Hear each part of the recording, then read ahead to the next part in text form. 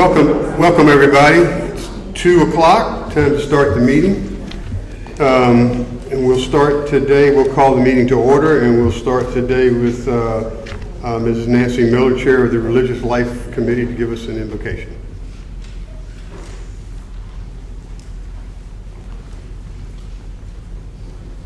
Hello. We are so blessed to live here at Cedarfield. We are surrounded by so much beauty, so many wonderful people.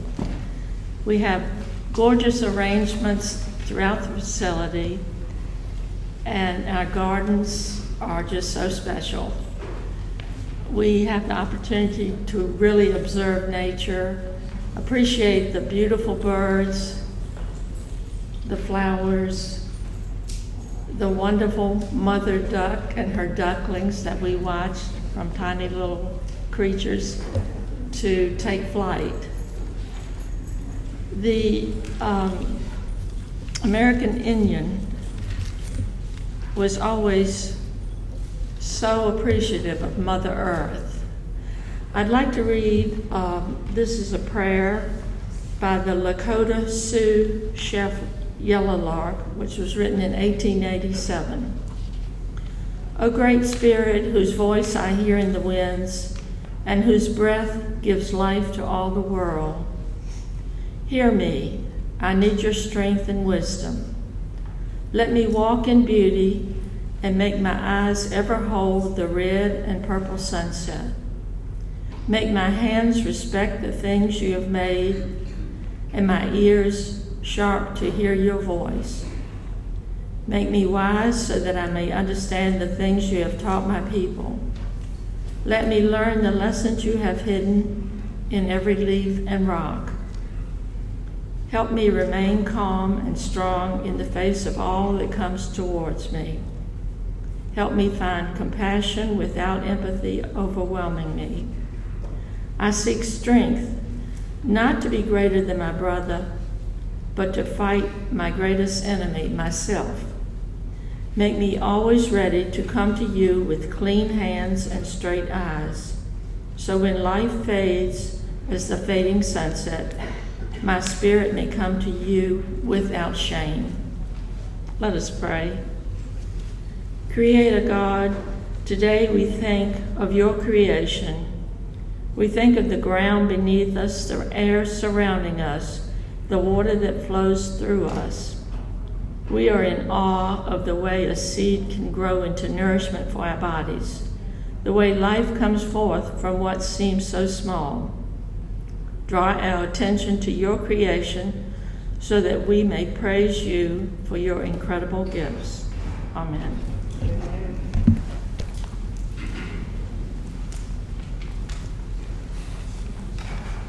Thank you, Nancy. We have several guests today, guest speakers, and we have some special guests. Our scholarship winners are going to be announced today, and it's an exciting time for them, and should be an exciting time for us. I would ask that when they come up that they stand kind of close together, the presenter and the person who's receiving, so that we can both see you on the camera. And then you will be allowed to leave so you can get back to work. So I'll turn this over to the scholarship committee.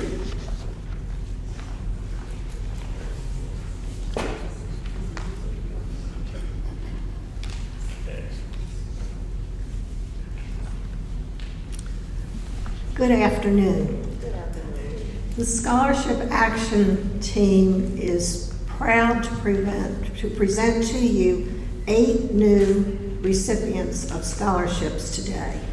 And we will be introducing those who are present in just a few minutes. More than a year ago, a group of dedicated residents started meeting to develop the scholarship program at Cedarfield, not only to be part of the 25th anniversary celebration of our team members, but also to be a permanent part of Cedarfield. Funds for the scholarships have been donated by residents, the Cedarfield leadership team, and several families who wanted to honor team members for their service.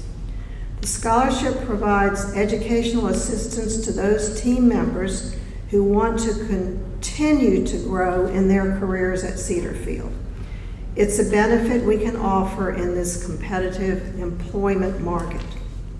I want to thank the residents who have served on the Scholarship Action Team for their hard work and dedication, and Stephanie Burkham, Cedarfield's Director of Human Resources, and Allison Zach, Philanthropy Director, for staffing our work. Thus far, the group has awarded 19 scholarships, and we are pleased to announce 8 more today. It is always exciting to read the applications written by our team members and to get a glimpse into their hopes and dreams for their careers and how education can play a part in helping them achieve these dreams. This is how it works. Each interested team member fills out an application. Their names are removed from those applications, so we don't know who the individuals are, in case we know some and we don't know others. That might influence our judgment, I would say. Their supervisors must sign off on their application indicating that they support this team member's career goals. And they need to write an essay about how and why they want to be a Cedarfield Scholar. There are 7 residents on this committee. We score each application based on their stated goals and how their education will help them serve the Cedarfield community and its residents. This afternoon, we're delighted to present to you our 6 latest Cedarfield Scholars and 2 team members who have been awarded scholarships to attend conferences in their field. Members of our scholarship application review team will share a bit about each one from their essays.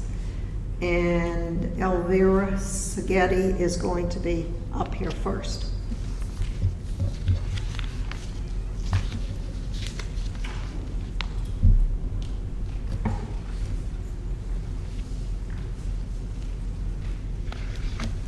It's my pleasure to recognize Danielle Daniels, a CNA from Health Services. Is she here? Yes. Come, please. This side. Thank you. Right here? Yeah. Okay. Danielle hopes to be taking courses to become a licensed practical nurse. Her comments were, "I hope to bring more care and nurturing to the residents of Cedarfield.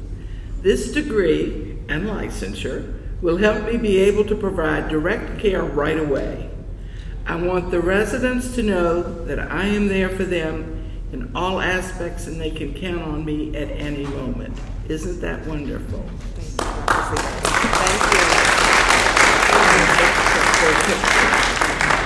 you. Over that way.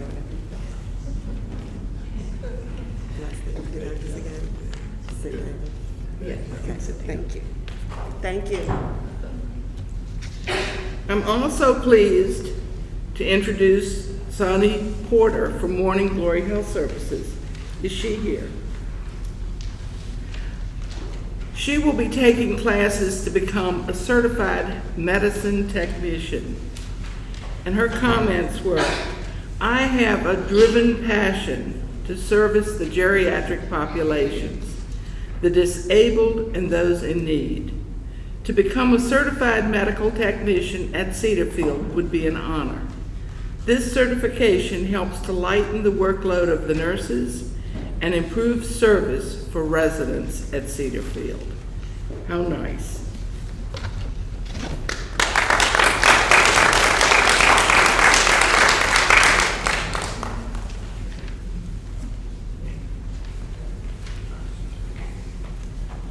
So where is that Katrin? Katrin, Salties, and now Hudala. Hudala, did I get it right? So first of all,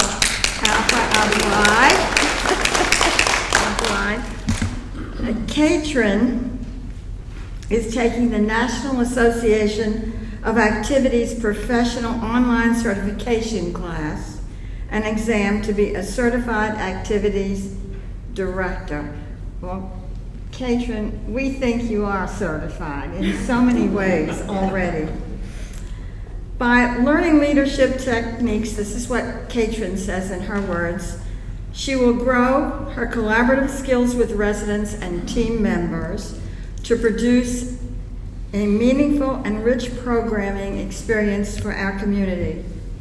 She wants to expand her creativity and learn about programs that will enhance our Pathways to Wellness program. Congratulations, and here is Katrin's certificate.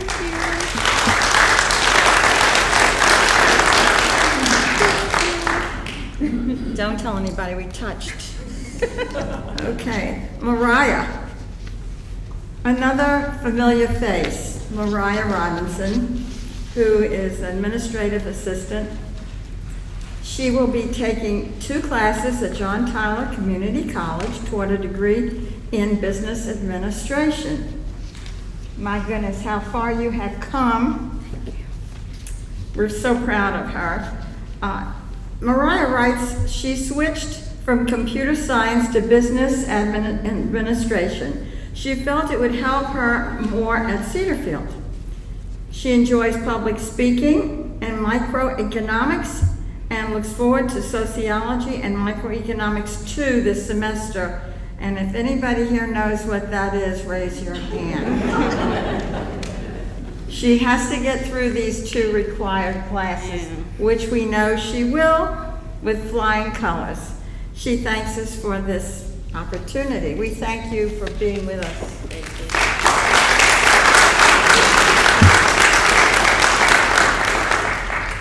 Okay. Thank you so much.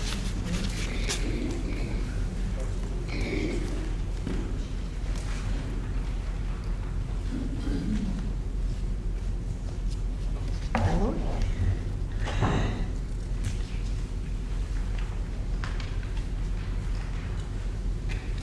I have the privilege and honor of introducing you to Emily Foster Hicks, household leader of Garden Grove, which is part of our assisted living. Thank you. Emily shared with you all, once I graduated with my master's degree in social work, I hope to become a licensed social worker and use my knowledge and experience with the healthcare system to assist residents with their needs. These classes will help me better as an advocate for the residents I serve. And as a neighborhood leader, I can use the knowledge I gain to train staff to better assist residents. I can also add here, she's on the way. She's doing a wonderful job with us. Emily, it is my pleasure to award you your scholarship. Thank you.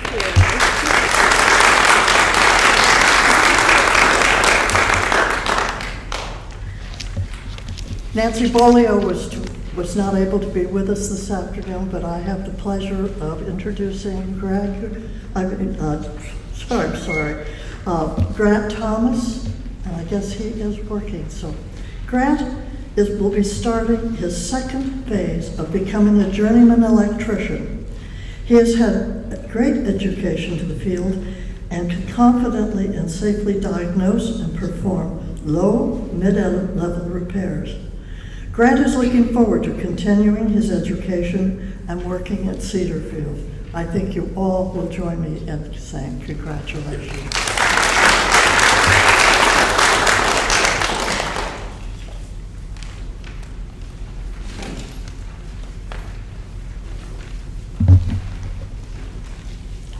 Good afternoon, I'm Dick Sessoms, and I'm delighted to be here. 2 of our team members have received scholarships to attend national conferences. Now this is new for us, as there have not been opportunities previously for in-person conferences since we started the scholarship program. However, we felt that both of these conferences would help our team members come back with information and learnings that would benefit our residents and the overall Cedarfield community. First, I am delighted and privileged to introduce Carol Thompson.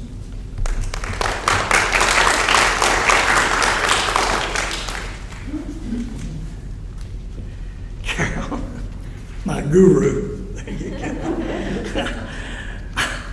Carol, who is dedicated, as most of you know, to learning and keeping us all fit, will be attending the International Conference on Active Aging and Summit and Expo.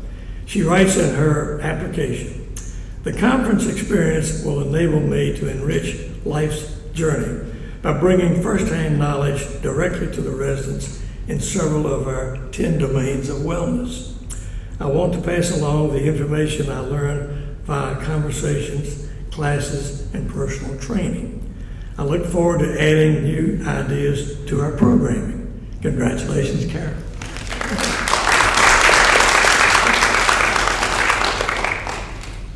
All right.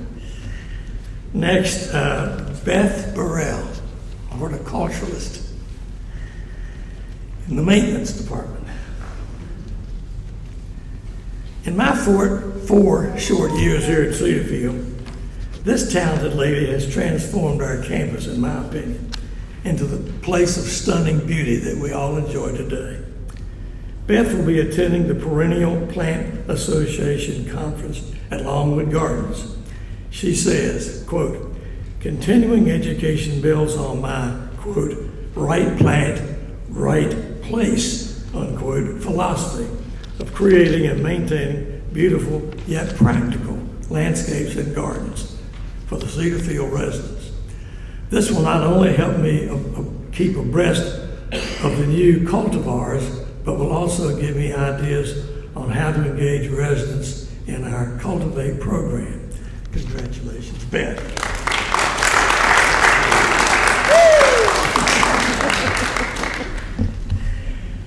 Finally, to conclude, let me introduce our fundraising chair, Frank Mountcastle. Thank you, Dick.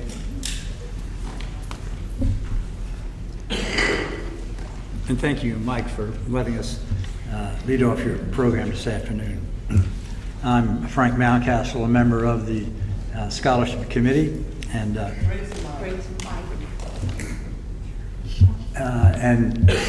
congratulations to all the scholarship winners. I'm mighty proud of you. I want to thank all the people who have contributed to the scholarship fund.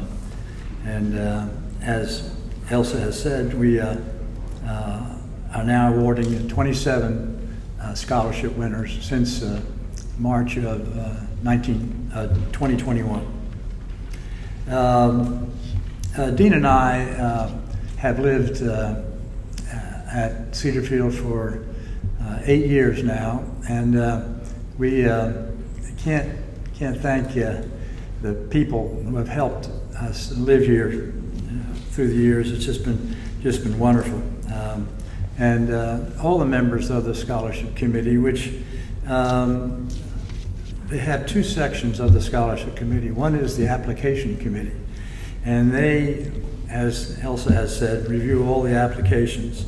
And on that committee are Elsa Falls, Ann Williams, Rush Warren, Elvira Skidity, Dick Sessions, Sylvia Fine, and Nancy Bolio. And the other two members of the committee, Jan Leeton and I, are in the fundraising area. I think that one thing that makes this committee sort of unique is that it was designed by residents. So there are 9 residents on this committee, and the 7 members of the application committee are the ones who go through the applications and make the decisions of who receives the grants. So this is, sometimes you hear, well, I wonder where my money's going. Well, this money is staying right here at Cedarfield for the benefit of our team members, which is so important. All of us on the committee believe in the power of education, and 3 things: they can grow professionally, which they're doing, make more money, which is good too, and they use their skills for the benefit of our residents here. So it's a wonderful program. I'd just like to encourage you to give regularly to the Scholars Committee. We don't have any formal fundraising job. It's sort of when the Spirit moves you to give. Dean and I sat down recently and thought about these 8 years. It's become a part of our life. And so we said, you know, how can we repay the people who have helped us along the way? So one of the obvious choices was the Scholarship Committee, and we have actually met with our lawyer and placed it in our will. And a section of it would go to the Scholarship Committee. So if you're interested in applying, giving to the Scholarship Fund, you can talk to any of our Scholarship Committee members. Allison Yak is on vacation. Zach, is on vacation this week, so she's not here, but she would be glad to speak with you. And also, Paul said that if on a confidential matter, you might just sit down with him, and he would make room for your conversation and the possibility of giving to Cedarfield. So once again, Mike, thank you for letting us be on your agenda today, and once again, my congratulations to the scholarship winners. Thank you.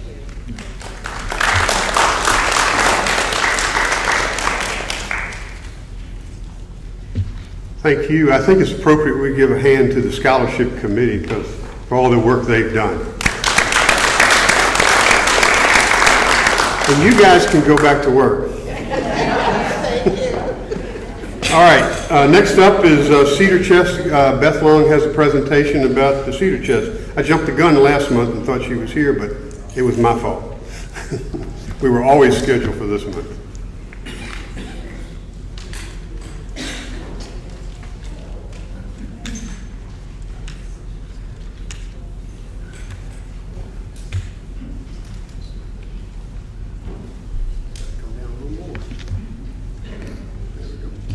Thank you, Mike.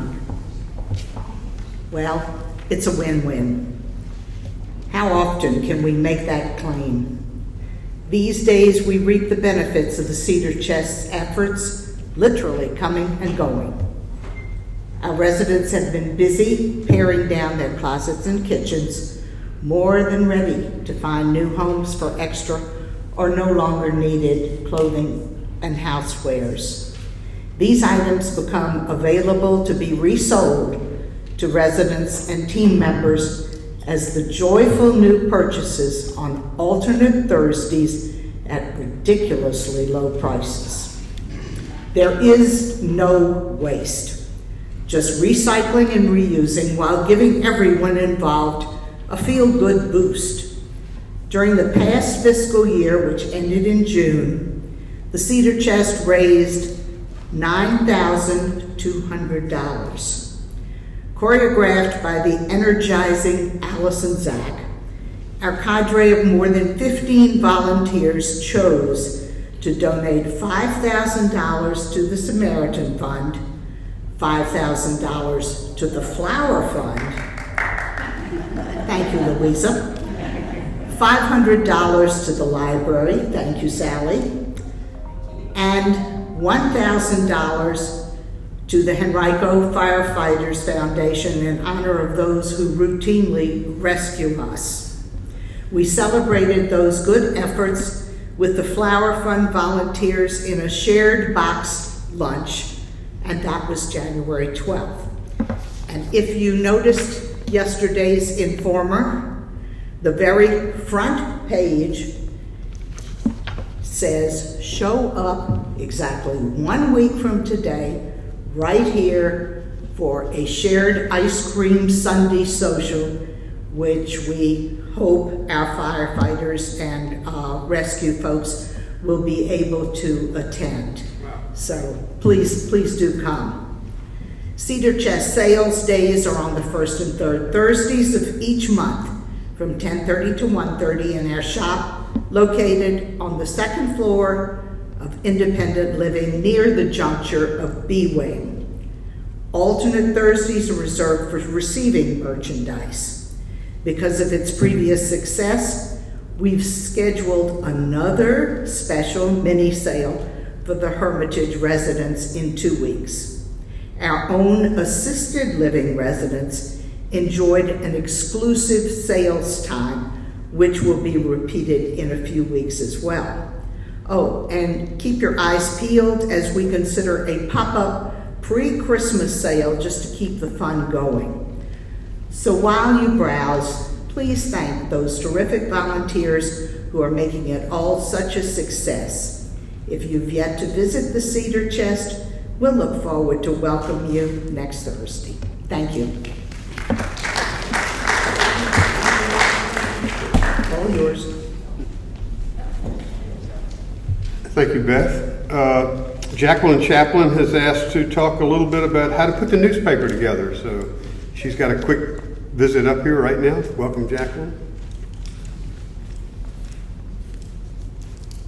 Hi, I'm here for a little show and tell because evidently some people didn't grow up with newspapers in their homes or had experience with them later in life. So there's this amazing thing called the alphabet, and newspapers are broken, sections are broken down using the alphabet. So we have A, B, and C. This is a small paper, so it's not as complex as the Sunday's paper. But in order to make it convenient for people to read when they come in there without having to take the time to put the paper together, my way is just taking it, open it up, laying it down, and then I turn page by page until I finish, and then I just flip it over and put it back down for the next person to use. We sure do appreciate the people who are bringing in the extra papers and all, but if you could put them in order when you yourself finish, it would be really appreciated even more so. Thank you.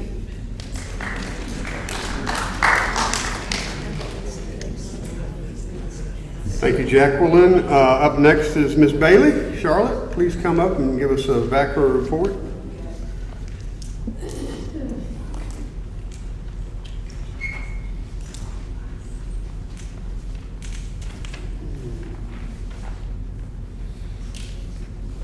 Thank you, Mike. Good afternoon. There was no VACRA membership. This won't stay. Now, there was no VACRA membership meeting in July, and there will not be one in August. But that doesn't mean we're not working. We are. We continue always to put our residents first. An example, we are bringing Honoring Choices to Cedarfield next week to work with those residents who signed up to receive assistance with their medical directive. So volunteers from Honoring Choices will be here August 4, August 5, from 9 to 12. And I think all those who have signed up know the date, August 4 and 5, next Thursday and Friday. Our membership committee, is meeting and planning strategies to increase our membership. Cedarfield is the second largest chapter in the state. The first largest is Goodwin House at Bailey's Crossroads. Our current membership is 124, and it's expected that we will continue to grow and maybe even surpass Bailey's Crossroads. In the fall, our nominating committee will submit a slate of candidates for membership to consider and vote on for the president, vice president, secretary, and treasurer. We'll also vote on adopting bylaws for our chapter. And we continue to consider and to plan monthly programs that are informative and pertinent to our residents' financial security and quality of life. Providing information and seeking answers to questions is one of the most important elements of our mission to promote, protect, empower, and better the lives of all of us here at Cedarfield.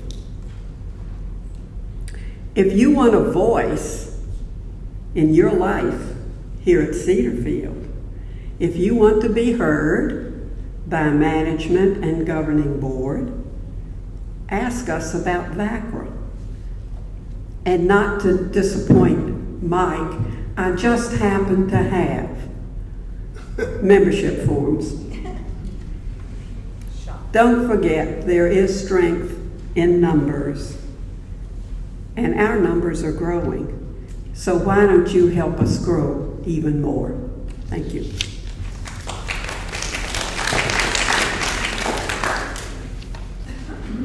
Thanks, Charlotte. I would also add to what Charlotte says that if you want your voice heard at Cedarfield, there are 12 committees of the Residents Council that have a vast array of things that they cover at Cedarfield, and I want that voice heard also through all the committees that we have here and what we're trying to accomplish. So I want to make it clear that the Residents Council is also a voice for everyone in this room and everyone at Cedarfield. Next, I ask for approval of the minutes.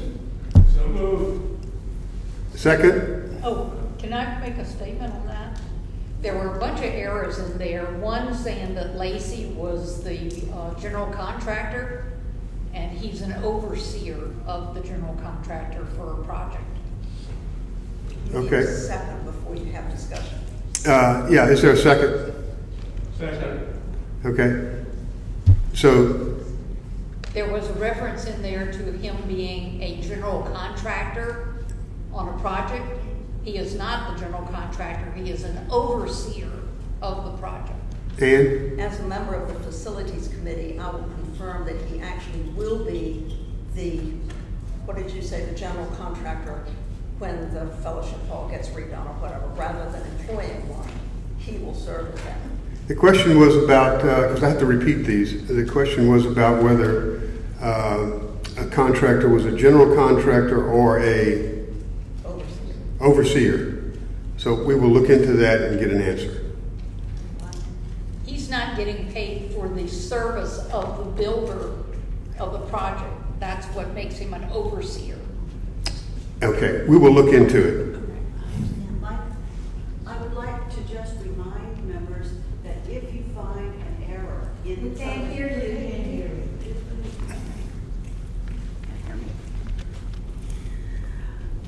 Per our earlier discussion, we put into the minutes the reports exactly as they come to us. If there is an error in a committee report or an area report, please get in touch with that person to try to get it followed up. And Ann has already said she will follow up with getting the correct information with regard to this person's title and duties. Thank you. Thank you. Okay, I have some opening remarks. I'm going to be quick because we're running a little behind here. Are you going to get approval of the minutes? Yeah, all for approval of the minutes? Aye. That carries. Thank you, Ann.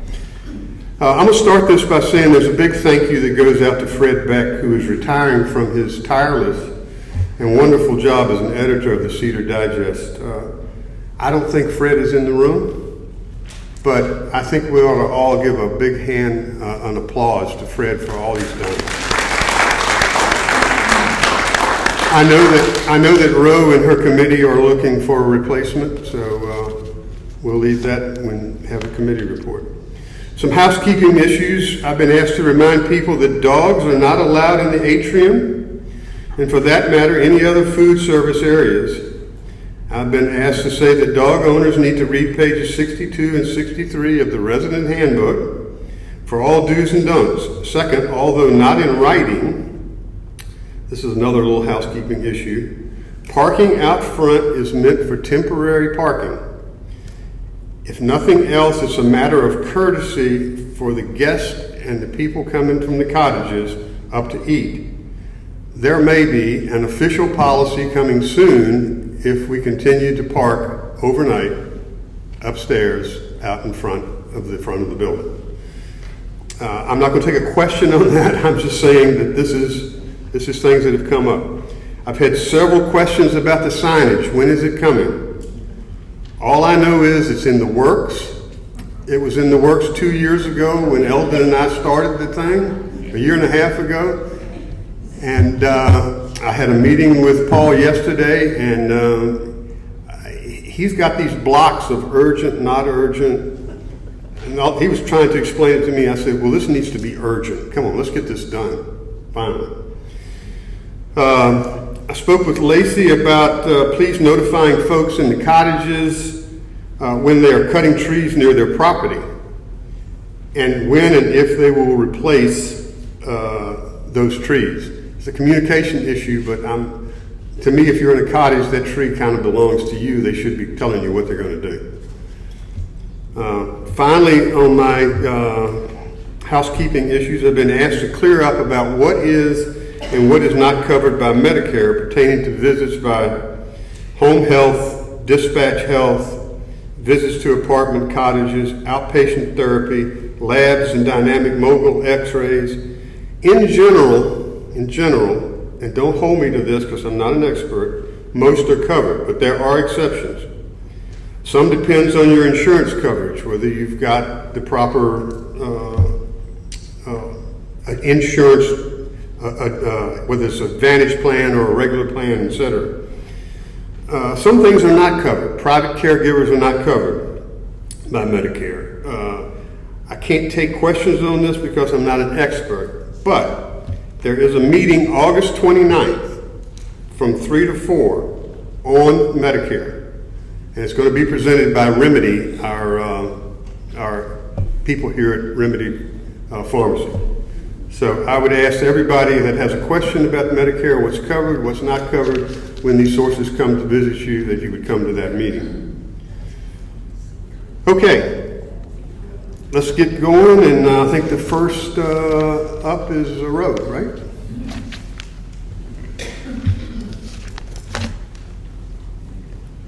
If you ask questions, Eldon will be able to come and get you the mic, and then we will, through each one of these, we can ask questions at the end of the meeting, at the end of their talk. Hi. The Communications Committee met July 11th. The Communications Committee. Yeah, speak up, you let your voice go down. The Communications Committee. Well, What's wrong? I don't know. The Communications Committee met July 11th, a little more than 2 weeks ago. We received notice of Fred Beck's resignation as editor, and we were, of course, dismayed. But he assured us that he simply needs to move on and give more attention to other projects. And he also assured us that he would participate fully in the training process for new staff. I appointed a committee to help us make that transition to new staff.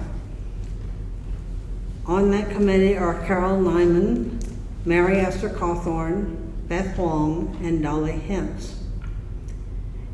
And after our meeting, I appointed Myra Nagel, who at that point was not a member of the committee, to chair that subcommittee. So Myra will be point person for that process. We reviewed the new telephone directory and liked the changes that had been made. We also looked at the July issue of the calendar that is folded in the Informer. We questioned the differing typefaces, placement of items, the bolding of some. We questioned how it was presented, not the calendar itself, but how it was presented. Then we heard that Katrin was well aware of the problems and was working on them. A major problem that she's having seems to be the computer program that is used. She can tell the computer to do one thing and the program takes over and does something else, which is just not working. The solutions are coming. She's going back into the system and is able to make some changes that she was not able to make before. So it's very much evolving. The August calendar that you received this morning, or it's in your mailboxes, is formatted differently than was the July calendar. And next month's promises to be different again. Chuck Bingley stated that parking is not addressed adequately in the resident handbook. I think you've already heard something about that. But he is concerned and is going to take it up with the facilities committee. It sort of spans facilities and communications. We also, what you have already heard about, is we had heard residents question why there were tapes on some of the shrubs. Well, there's a reason why those tapes were on the shrubs, and it seemed to us that it was a very good reason, but it had not been communicated to the residents. Some residents took them off before the process swung into position. So we just asked for more open communications. The committee commended and thanked Fred Beck for his outstanding work producing the Cedar Digest. His efforts were appreciated and a great contribution to the knowledge and enjoyment of the Cedarfield community. Thank you.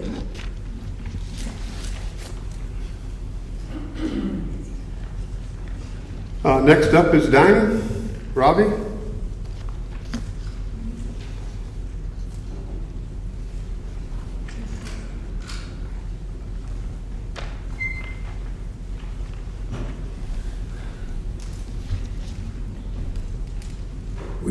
We met on July 20th. Number of topics were discussed. One was procedure for employee vacations. I know there were some issues in the dining room, and which is why we brought this up and discussed it. In summer, when employees ask for extended vacations, it's very difficult for the dining staff to accommodate everyone, because summer, July and August are prime time. Everybody wants vacations at that time. And so if somebody wants an extended vacation, at other times of the year, it could probably be accommodated. There are specific rules regarding personnel. Of course, there are personnel rules. And one of them is that the employees are not allowed to discuss personnel issues with the residents. I know I bring this up because there were some issues that you probably all know about. Guests. The opening up of guests for dinner and lunch has been a success. There's not been a huge number of people all of a sudden coming, although you wouldn't know it from yesterday. There was 180 people yesterday in the dining room for dinner. So dining will continue the guests. Prima is opening on Monday, August 1st. And this is for elegant dining. And They will have a limited menu with special items, special and interesting, they said, items. You will not be able to order from the other menus, except the showcase and salad bar. You cannot order from the grill or pub menus. And the dress code will be smart casual. Table Agent, the online reservation system, continues to work well. 30% of the people are using it, and this relieves a lot of time for the hostesses and hosts. Community table. A lot of people have requested that we have a table for people who do not have partners who come for dinner and would like to sit with other people in the same situation. So Mary Ellen AC is working on an ad hoc committee and working with Steve and Jim to come up with some recommendations. It's not as easy as it looks because it has to do with staffing.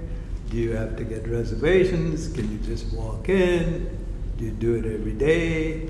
What time? So on. So that's the kind of thing Mary Ellen is working on. We've often talked about having a cocktail lounge area, a cocktail lounge bar. That is being worked on. Finally, it's being worked on. We have talked about employee recognition, and we wanted to recognize the dining staff, as you know, and the workers have done an incredible job over these years, particularly the last couple of years. So we wanted to recognize them, and Steve and David and Jim are working on it, and not just the people that we see, but the dishwashers and the people behind and the cooks and all those people need to be recognized. So that will be done. We talked about TVs in the Atrium Cafe, and that's also under discussion. It's something will be done. There is a problem with the air conditioning in the Atrium Cafe kitchen, and that is finally being worked on. We've been saying it's being worked on, but I think finally it is going to be worked on.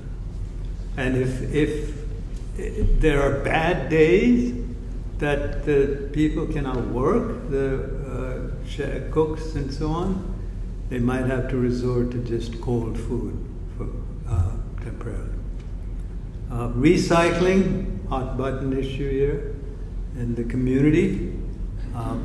David is working on that to try and reduce the use of styrofoam, and he's working on an overall plan for recycling in the whole dining area. So that's about it. Good news is that we're finally beginning to come out of the dark ages of COVID.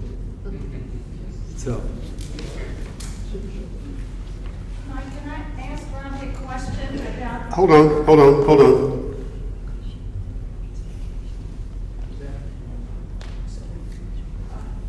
Yes. Robbie, I wanted to know if the special menu for Prima, will that appear on the Cedarfield app under dining, and when? The plan is to have it available so that you can pick whether you want to go to Prima or you want to go to the pub or grill. Thank you. Okay. That question was whether, because for some reason, even with the microphone, it doesn't come over on this, whether the menu for Prima will be on, on Touchdown, and Robbie says that it would. There's a gardening report, but there is no oral report. Then, am I right on that? Yeah. Okay, the next one, Buzzy May asked me to make a short report for the safety committee. He's not here. He says, please don't move furniture and block emergency exits. Apparently this has happened a number of times in A wing, and I haven't looked at it, but I have had 2 complaints from A wing about that. Second, he said, phone scams, we talked about this last month, on the rise. And he says to know that the government, the IRS, Medicare, Social Security, and banks will not call you unsolicited. So be aware of that. Third thing from the safety committee is it's hot. Please stay hydrated and limit your activities in the middle of the day. Okay, the next one is welcoming. Nellie?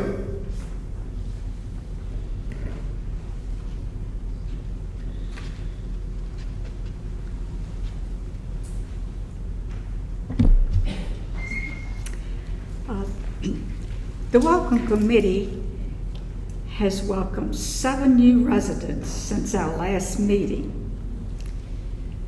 Joan Herrick has moved into apartment 162. Joan had been living in Richmond before she moved to Cedarfield. Jerry and Peggy Brown have moved to apartment 406. They moved to Cedarfield from Woodford, Virginia. Arthur and Faye Nunley have moved to apartment 476. They moved from Glen Allen. Larry and Ellen Martin have moved into apartment 118.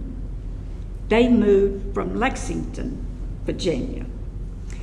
A welcome session was held June the 23rd for some residents who had recently moved to Cedarfield. Those attending seem to have found this welcome session very helpful. Thank you.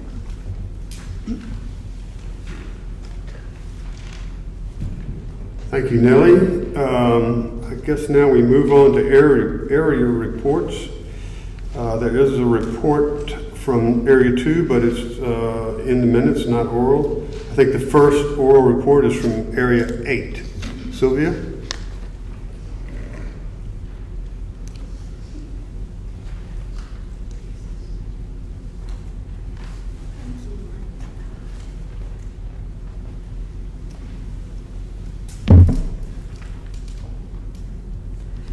First, I just wanted to add one thing from the safety aspect. One of the residents in Area 8 was very emphatic when he was telling me about the parking situation in the Bellevue entrance.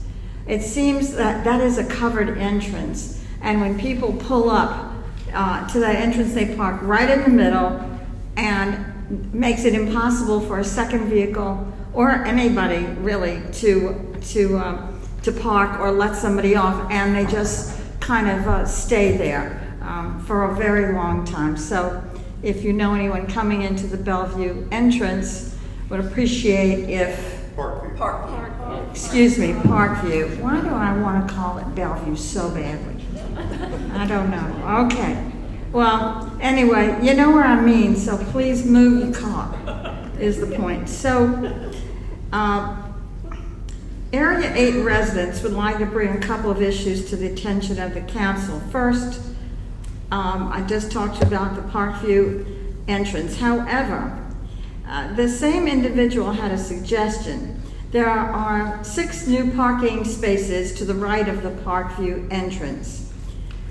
We suggest that 2 of these spaces be allocated for handicap parking.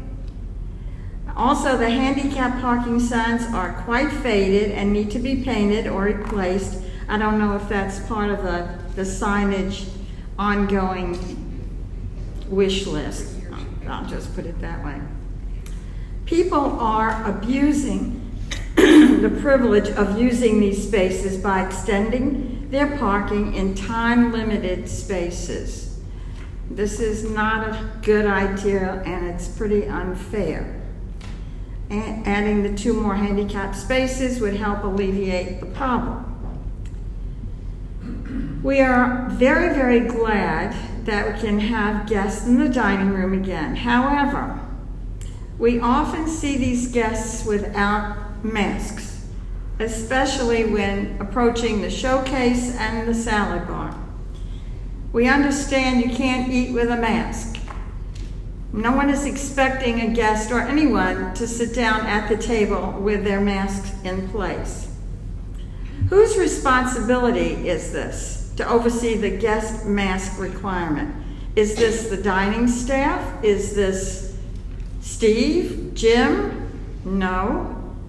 So it seems to me that this rests squarely on the residents' shoulders if we have a guest. This might seem uncomfortable that you need to tell your guests, maybe more than once, please put their mask on, but this is a courtesy to your friends and neighbors at Cedarfield. It has to be addressed. Area 8 held a meeting a few weeks ago in the Parkview, the Parkview, as I like to call it, living room. We appreciated having Paul Gregg as our guest.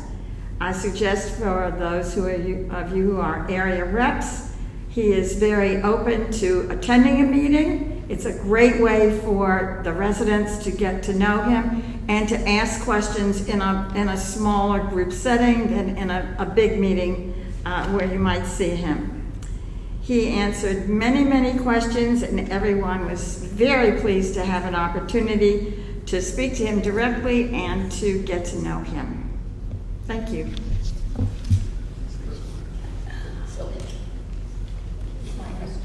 My question? Yeah, could I add a request? Hold on. I said, could I add a request to, if they decide to put more handicap parking back there, that the 2 spaces be next to the other 2 spaces? Because the circular parkings are not straight in, and it would make it a lot more easier for someone who was handicapped to get in there that way. Jacqueline had a request to make this parking spaces next to the what? The other 2 parking places. Other 2 parking spaces. Okay, we'll make that note. Don Branson, Area 11, had a written report. I don't think he's here to give an oral.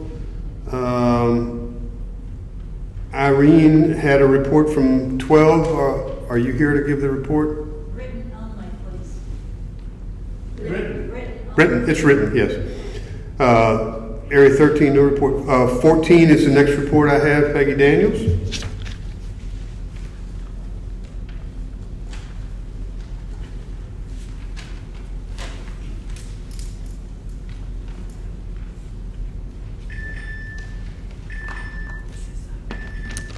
Good afternoon, everyone. Good afternoon.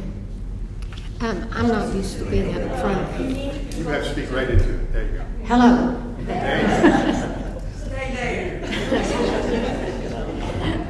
I started off with good afternoon. Don't move, Peg. Move Okay. closer. Now, how's that? Have it for lunch. Okay. As most of you all know, Cedarfield, 3rd floor, has a new carpet.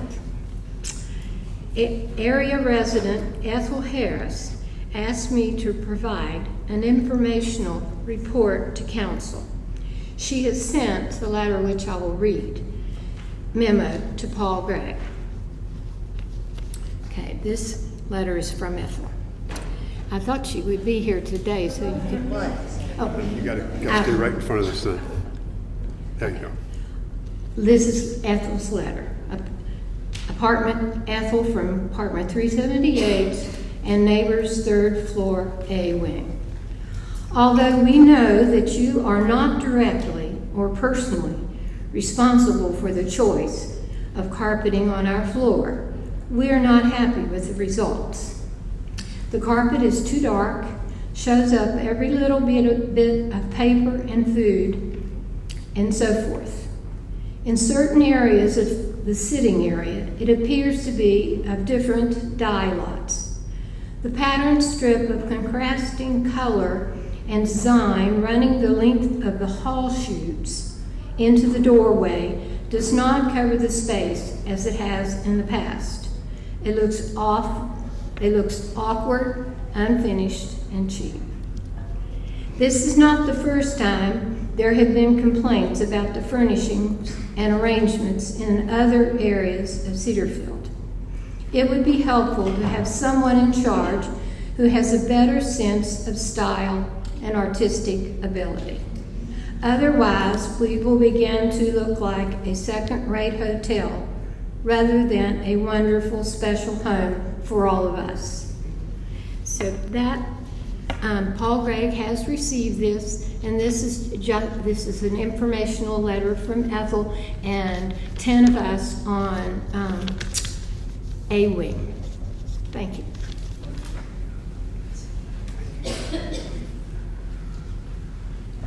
I don't know who designed, honestly, the stuff that goes between the doors is not centered. I mean, it's off-centered. It's funny looking. I don't. Yes. I'd like to make a comment. Okay.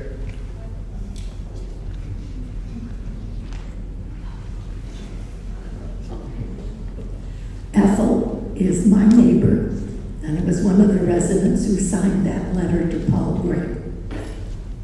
Our concern is this place, in which I have lived for 12 years, continues to change. And we all understand change. But the changes are making us feel more like an institution rather than our home. We would like to know who is responsible for making these choices. As the letter indicates, an interior designer may have chosen this carpet, but where was some input from residents? Who makes these decisions on our behalf? We would appreciate Paul at his next director's dialogue address this issue. Thank you. Ms. Fiske asked that Paul address the issue of who's making the decisions on, well, you can go to furniture, carpet, almost anything that's been going on, really, when you get right look at it. Hold on. We got one more here. I happen to know there has been people who've spoken, but it was not used. Jan Leighton, Area 21. I would like to add to that comment that we are dealing with the exact same problem in assisted living. The carpet is absolutely ghastly. And we almost had an insurrection with residents saying, let's take up a collection and rip it up and do it ourselves. Okay. I think Paul really has to address this, and the decorator that is in charge. Again, I've been in assisted living almost 4 years now. We have had no input whatsoever as residents. Thank you. Mrs. Leighton indicated that assisted living is having the same problem and that the carpet is ghastly. And Paul needs to address this, and we will certainly bring this up. I had heard that the painting wasn't that good either, but I don't know. It's just that, the whole thing. Okay. Area 17 has a report written. Area 18 has a report written. I don't believe there are oral reports. Area 19, 20, 21. Jan Leighton has a report on Area 21 assisted living. Good afternoon, fellow residents. Area 21, the Residents' Council of Health Services, has not met for a couple of months due to COVID in our area. We are now COVID-free. Hooray! Garden Grove has had the renovations in our Phase 1 completed, and the residents who were moved to the 4th floor of the new healthcare building will be returning to their residence in the first hallway sometime the 1st to 2nd week of August. This Thursday, we will be having a meeting with the second group that will be moving up to that same fourth floor area. This will be an opportunity for families and residents to find out what the procedures are, how the move will go, and what are the living arrangements, and how we're going to work through phase 2 and then again phase 3. But it's going beautifully. Our residents have been very resilient. We do ask, however, when you all are visiting in assisted living, we still wear masks in our hallways, and many of you come over and visit without wearing masks. Frankly, we don't want your COVID over on our side of the building, so please honor that. You can take off masks in the rooms of a resident with whom you're visiting, but please ask people to wear their masks. That's basically it. We have, as I said, we haven't had much happening right now. It's just transitions, and we're just rolling with the punches. But thank you all for the support you give us. We appreciate it. And we will get our carpet done, something about it, and the painting. Thank you. Cynthia, I didn't have you on the agenda, but you got a report? Yes, a small Okay. one. I'm sorry. No, that's no problem.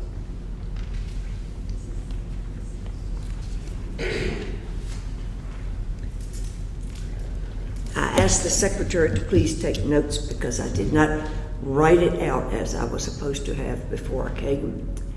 I just wanted to report to you on Area 20. I reported to you before. Okay. I reported to you before that we had had a gathering of the entire D Wing with 35 in attendance, and we had a delightful time. People asked that we plan again, and through the help of John Farris and Tony Puccinelli, then we were able to pull it off. And I tell you, it could not be any easier than the way it works. We decided a date. The person, his name is not David, the other one. Steve. Okay. He said he would prefer any night other than Friday, which we had done. And so that was agreeable with us. So we chose Wednesday night, July the 20th. We gave lots of notice. As a matter of fact, we've also given them the dates for an October and a December gathering. The menu was worked out as suggested by Steve, and I can't think of the name of the guy. Will worked on the transportation. So there was a designated time that we would be gathering in the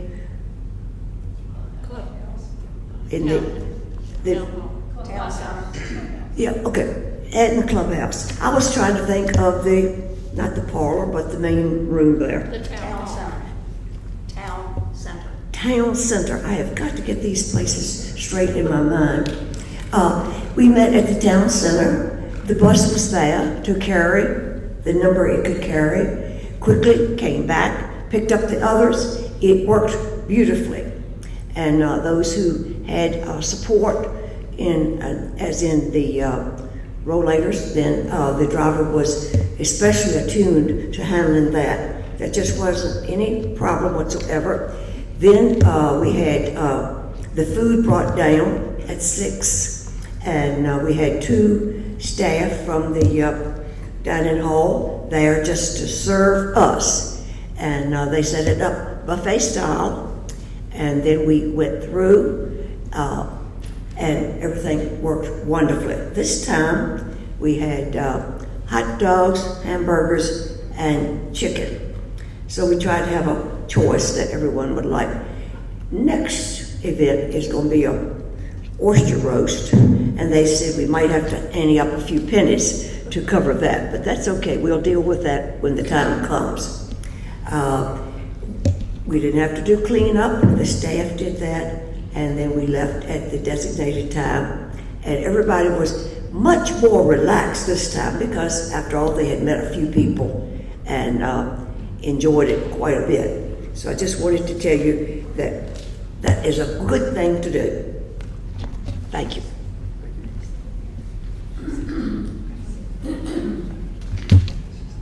Do we have any questions on anything? Anybody? I would like to know. Hold on. Eldon, right up here.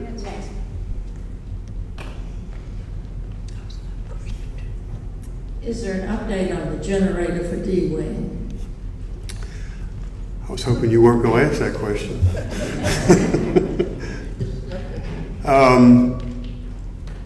Paul's answer when we asked that question, Ann and I asked yesterday, was that you will see activity in September and October, meaning that they will be doing they're starting the wiring. When the generator will be here is another story, because there is massive back orders and logs in all of the type of equipment. So I don't know what that means, but he indicated that in September and October you will see the wiring going in the rooms and to set it up so that it's workable. The question was about the D-Wing generator, and you heard my answer. Is there any old business today? I'm sorry, Cynthia, go ahead. I'm just going to ask a question, and my question had to deal with this. What was going on with our in-house TV?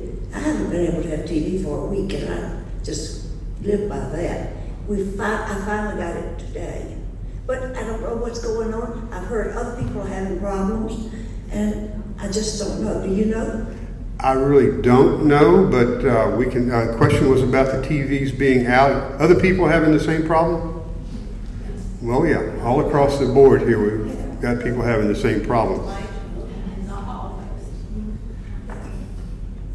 You going to speak up here? I called about that yesterday and was Monday, and was told that it was out all over campus, that they had Comcast here on Friday. They did not fix the problem. They were supposed to be back yesterday. So that may be why you now have TV. We can hope. Yeah.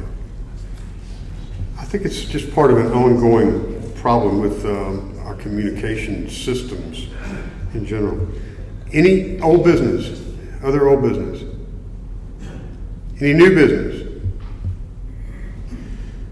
Do I hear a move for adjournment? So moved. All in favor? See you in August. Thank you all. And don't forget, there is a cabaret in here at 4 o'clock. So if you want to come back for in here, right here. What's the kids? A bunch of kids are going to do it.